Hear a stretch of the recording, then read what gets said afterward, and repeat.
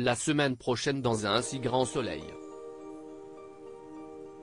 Manu est pris au piège par le réseau de proxénètes qui tente de remettre la main sur Solkhem, et Gary s'attire de sérieux ennuis dont il ne pourra pas se tirer facilement cette fois-ci. Attention, les paragraphes qui suivent contiennent des spoilers sur les épisodes d'un si grand soleil diffusés cette semaine sur France 2. Becker et la protégée de Claire sont tirés d'affaire Manu, sur le point de faire tomber le réseau de proxénètes qui menace Solkhem et a voulu faire disparaître Becker, est enlevé par le commissaire Minard et son adjoint, Brochot. Mais au moment où Minard s'apprête à exécuter Manu, Brochot le tue d'une balle dans le dos. Arrêté, il est interrogé par Cécile Alphand et le procureur. Brochot tente d'alléger sa peine en chargeant Minard, son supérieur a sombré dans la corruption et la brigade de répression du proxénétisme était de mèche avec les réseaux de prostitution par sa faute. Grâce au coup d'éclat de Manu, l'arrêté d'expulsion de Solkhem est annulé, la jeune fille va pouvoir rester en France. Avant de partir en région parisienne où elle sera hébergée par sa cousine, elle fait ses adieux à Claire et Théo avec émotion, les remerciant de lui avoir sauvé la vie.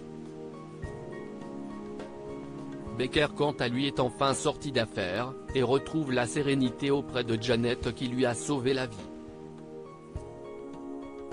Mais le docteur n'est pas apaisé pour autant, ses rapports avec sa fille se sont sérieusement dégradés depuis la prise d'otage. Becker tente alors d'agir comme médiateur entre Amy et elle. Or pour Amy, sa mère pensait avant tout à sauver Becker durant cette épreuve, et l'a négligé une fois de plus. Avant son départ, la jeune fille finit par avouer à Janet qu'elle lui manque et qu'elle a besoin d'elle en tant que mère. Le chantage subi par Gary se répercute sur son entourage et depuis qu'il a perdu ses gains au poker, Gary est pris pour cible par l'un des joueurs, Steve, bien déterminé à récupérer la somme qu'il lui doit par tous les moyens envisageables. Alors qu'il se fait porter pâle au travail, Enrique Emo le couvre mais se doute qu'il a de nouveau sombré dans l'addiction au jeu. Pendant ce temps, Steve se rend chez Marilyn et prétexte de s'intéresser à ses tableaux pour envoyer une photo à son fils.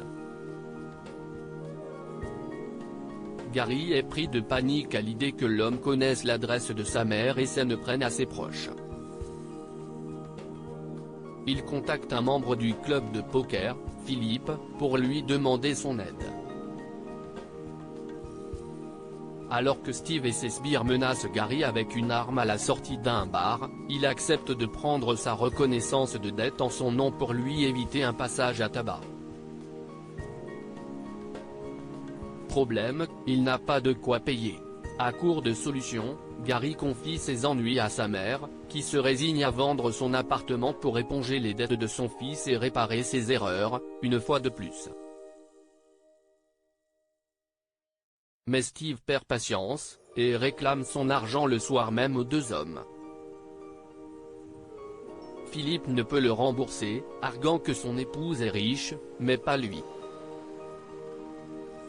Le malfrat lui rétorque alors de se débarrasser de sa femme pour récupérer l'argent.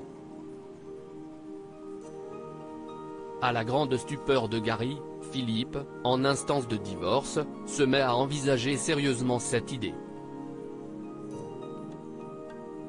Ludovic dans de beaux draps après avoir échangé un baiser fougueux avec Johanna, la femme de son ami Christophe, Ludovic se sent coupable.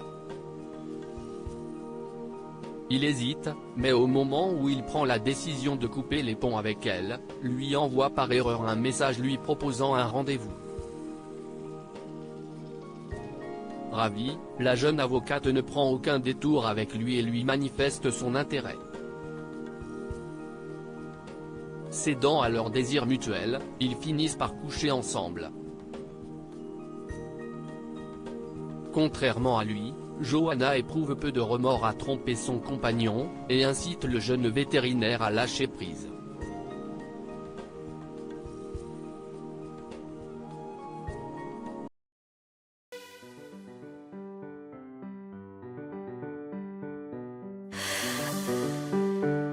The